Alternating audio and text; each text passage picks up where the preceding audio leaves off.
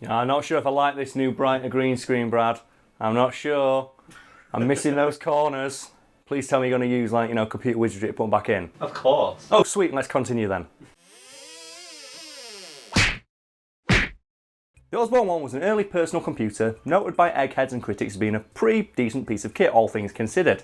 However, the company selling the computer shit the bed by announcing its technologically superior successor while they were still trying to sell it to customers. So what was the Osborne 1? Well, the Osborne 1 was the first commercially successful portable microcomputer. So it's basically just a laptop? No, because a laptop is a useful device. This was a portable personal microcomputer, which basically means it was a microcomputer that you folded up and it looked like a suitcase and then you could carry it around. You know what, like, this probably sounds stupid and, like, probably dated and antiquated to the people watching it. Antiquated? I don't know, how do you pronounce that word? Antiquated? Antiquated to the people watching at home. We have to remember this was like some top tier shit to the businessmen on the go in the 1980s.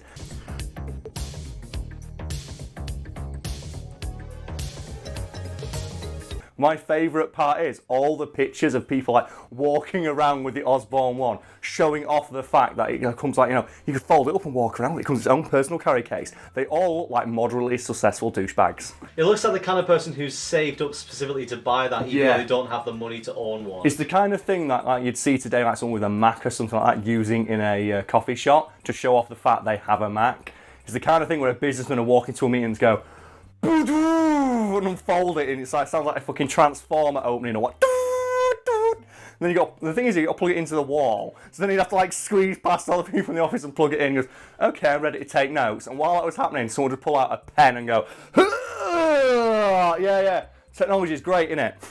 This one's like all the pictures of the guy's like swinging it. He's like walking like it's a fucking lunchbox in a 1950s cartoon or some shit. Just swinging it around. And I want to know how many times that, like, the clips that held it together opened up, like the PC's innards just flew out. Released in 1981, the Osborne 1 cost around $2,000 if you wanted to get all the optional cool shit to turn it into something that was remotely usable, such as a battery pack that turned the device into a pseudo laptop. I'm imagining the battery pack was like the size of a baby or some shit. $2,000 though, that seems like quite a lot of money. It is a lot of money, yes, but I should point out the Osborne 1 was generally seen as being quite a good deal because it came packaged with over $1,500 worth of free software. Obviously, again, to people watching at home, that might not seem like a great deal because if you live in the age of the Pirate Bay and things like that. This is before the days of internet piracy and things like that. So yeah, this was a very, very good deal for like a hyper-specific market, aka douchebags. This paperwork I've got, I'm even taking it home with me. Yeah, me too. If I could afford a computer, then I could really get somewhere. The Osborne personal business computer. We could talk about this, can't we? Because it's true even today. Like, a computer is a useful device. A £3,000 computer that can like run Skyrim in like such high definition, dogs' eyes melt out of their heads. There's like a very specific market for that, isn't it? It's either someone who's like doing like high-end editing work or some shit like that, or a douchebag who wants to show off. And the Osborne 1 was exactly that. for the day-to-day douchebag. It is, yeah. It's an observable phenomenon today. It's like when you pull out your phone. Like, I think my phone, where is it? Like, I think it's costing like £10-15 a month because it's just a crappy candy bar phone that like plays Spotify. But then I see people like whip out like the giant like fat iPhone 10 and they put it down. And they're like, oh. How much does that cost you a month? 90 quid. So it's a status symbol for a douchebag, and that's exactly what the Osborne 1 was, because obviously it's portable. And I'm a big fan of the idea of like going back to those times, like obviously this technology that looks so dated by today's standards, and seeing people show off with it. With a dick measuring contest with old shit. It's like the if you watch like old episodes of Only Fools and Horses, isn't it? And you see Del Boy talking on his big giant personal phone. He's like, yeah, that was the day. Look at this, executive mobile phone. Nice looking model. Yeah, well, I mean, it is. It's top of the range. Moving back to the Osborne 1, sales reflected the evidently good deal it represented, and in the first year it was available for sale, the company selling the Osborne 1 sold 11,000 units, and in addition received orders for I said additional twice, fuck it, they also got orders for another 50,000. We're not doing that take again, fuck it. So the company was doing well financially then? Very well financially. It's noted that in the first 2 years the Osborne 1 was available for sale, the company made fucking millions of pounds in pre-orders off of these things, and obviously the company's founder, Adam Osborne, as a result became hailed as that era's Steve Jobs, even though in the 1980s Steve Jobs was totally around. I just didn't know any other famous computer people to, compare him to. I'm sorry. Don't yell at me in the comments. In 1983 though, sales of the Osborne 1 began to dip, and in an attempt to drum up some positive coverage of their company and therefore the products that they sold, the company selling it decided to preview a prototype version of their next product to a group of journalists in a secret meeting in a hotel room. So what was this new model of computer called? It was called the Osborne Executive. It's obviously like, how fucking future does that shit sound? And it was better than the Osborne 1 in every conceivable way. And you better believe that Osborne personally hypes it the fuck up to every journalist present. He then also, teased them a little bit, announced, they were working on an even better computer than the Executive called the Osborne Vixen. Oh. Because that sounds even better, doesn't it? Oh, the Osborne Vixen. Like, what do you even get after the Osborne Vixen? The Osborne Aphrodite, some shit like that. Because they always that's one of the things companies always do. They always steal from mythology and stuff to try and find the cool name. Because that's the Simpsons joke, isn't it? Of what we call this car? The Persephone. People don't want cars named after hungry old Greek broads! No, what do American consumers want? The Homer. There's two layers to that joke that I enjoy. It's one, it's Homer you see as being a big dumb oaf, but it's replacing the name of the Persephone, and they're both from ancient Greek myth. It reminds me of, have you ever heard of all the prototype names companies use for video game consoles? No. So have you ever heard what the prototype name for, I think it's the GameCube, was the Dolphin? And how much cooler is that? I would buy the Nintendo Dolphin. And I believe the Xbox originally was the big fat dumb Xbox was the Direct Xbox. The one that gets me is they called the Wii U, they didn't call it the Super Wii. Because they've established now, haven't they, the NES, the Super NES, so the SNES, and they didn't call it the Super Wii. Because then we could have, because then if they established that naming convention, they could have called the Switch the Ultra Wii. I want companies to bring that back. I'm so sick of them just using numbers. I don't want the iPhone X, I want the iPhone Katana. And then because obviously once you've got that, you've got to think of an even cooler name. So I want the iPhone Megatron Deathfuck 5000, man. It's funny as well, movies go in the opposite direction. They don't want numbers anymore. Because when they stop putting numbers as the tagline, you're officially embarrassed of how many you made. That's what the rule is, isn't it? When the Saw movies started just putting Saw 8? And instead of going Saw, they're Jigsaw? It's you're embarrassed about how many of these things you've made. Stop it. To his credit, Osborne did ask journalists nicely to not share any information about what they saw in that hotel room, and asked them to refrain from telling dealers, we're planning on releasing a better computer than the one we're already selling in every conceivable way for around the same price in a year or so. However, dealers still found out, because of course they did.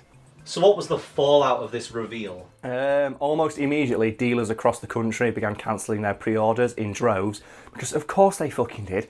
Why would you continue selling the Osborne 1 when in a couple of months you could be selling the Osborne Executive? How much cooler does that sound? What kind of arsehole wants to rock out with the Osborne 1?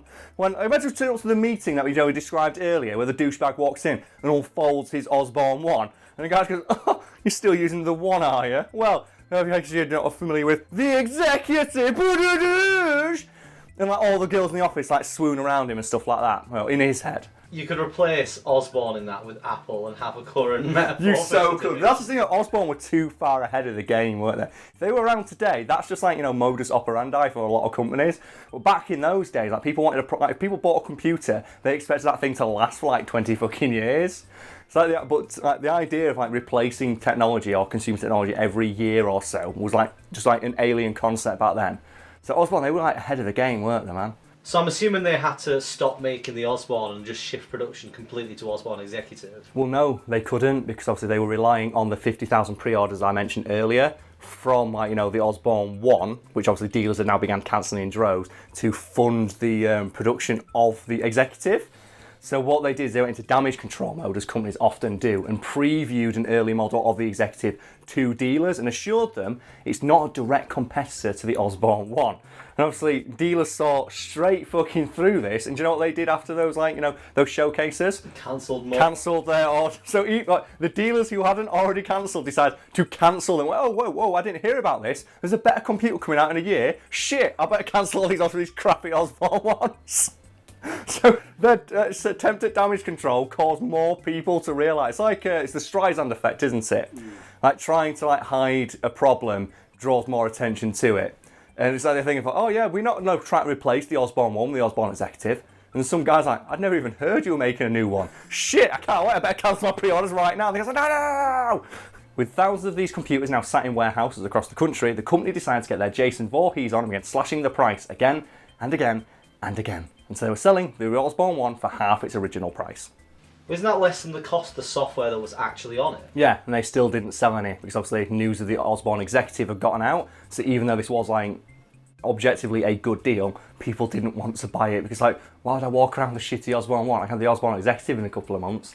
And I believe one quote from one source about sales of the Osborne one in the company's last year of operation where they were practically non-existent. Well, Osborne Computer's failure was nothing to do with falling out. It was nothing to do with industry competition or collapse. The company, plain and simple, committed suicide. So like they were desperate to try and sell these things. I believe they, like, in an effort to save costs, they cut loads of staff and fired hundreds of employees. And obviously Adam Osborne could like see the sharks circling his company as they sank slowly into the toilet. Said, "Oh no, we're not firing staff to try to save money. I want to get the direct quote right now because this is fucking amazing."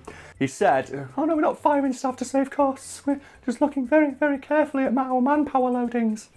She's like the most like douchebaggy comment ever. It's like the one who say, it's like, well, we're not firing staff, it's a corporate restructuring. Fuck you, no. And obviously, like, as I said, the sharks, like, the business sharks with their business degrees and their sunglasses and stuff, they smelt the white blood in the water.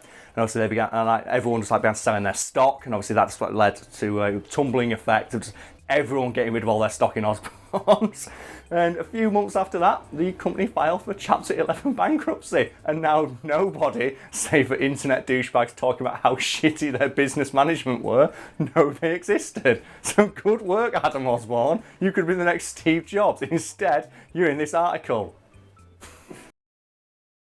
So we mentioned this briefly earlier, but I want to talk about it a bit more, and the idea of adding stupid fucking marketing buzzwords to the end of a product name to make it sound cooler, like the Osborne Executive and stuff like that. And I want to ask you, what's your favourite example of that? I think it's got to be the way they market razors to men. Oh, because obviously men are so insecure, they can't shave their faces when it doesn't sound like it's a fucking jet engine, can they? I think the famous example is like the Gillette 3 Mach Turbo. It's like Mach, insinuates that it is turbo because Mach means faster than the speed of sound. How much more turbo can it be? Oh, it's by now the Gillette Fusion Stealth. Stealth? That's the last thing you want in a razor blade, innit? I want to not know where it fucking is. This thing is so sharp, I put it next to my throat. I think it was Lee Evans who said it, where they keep saying they're getting a closer shave and eventually just be taking your skin off. Well, the thing, I heard a comedian that I saw once point out of like something that I've never noticed before, where he said, back in the day when Joe and they had two blades, yeah.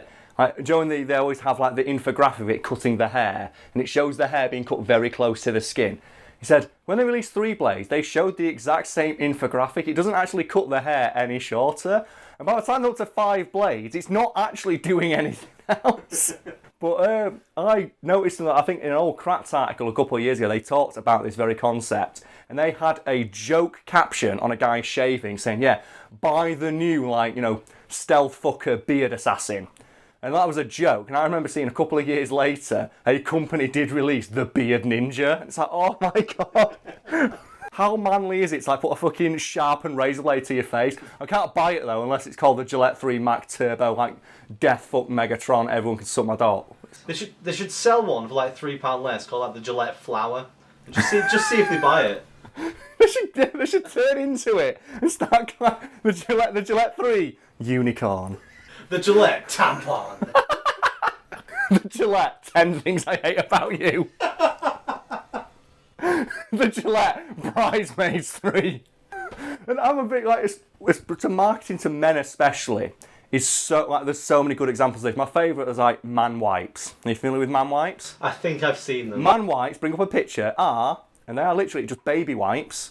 Literally, they're just baby wipes, but they're in a really big black case. They put in black packaging and say, yeah, they're for wiping off away that manly sweat. Because baby wipes do that too, and they're cheaper. And they charge like £3 extra for these things because like men in the gym don't want to be, they're insecure about picking up like a pink packet with a baby on the front and wiping down their muscles. It's like, just buy a baby wipe. It's so funny to see stuff like men won't eat yogurt in adverts because yogurt's like universally marketed towards women. And this, you bring up another picture of this. This is great. I do believe a company tried to release like man yogurt, like yogurt for men. It's in black packaging, and it says in big bold letters, man yogurt. And you know what? That couldn't sound any gayer if it tried. So yeah, I'm going to guzzle down this man yogurt, like, you know, this gloopy, thick, white liquid. I'm going to shovel it into my mouth. It's full of protein. And then I'm going to go to the gym, and I'm going to wipe myself down with my man wipes. Then I'm going to blow my nose with my man-size facial tissues.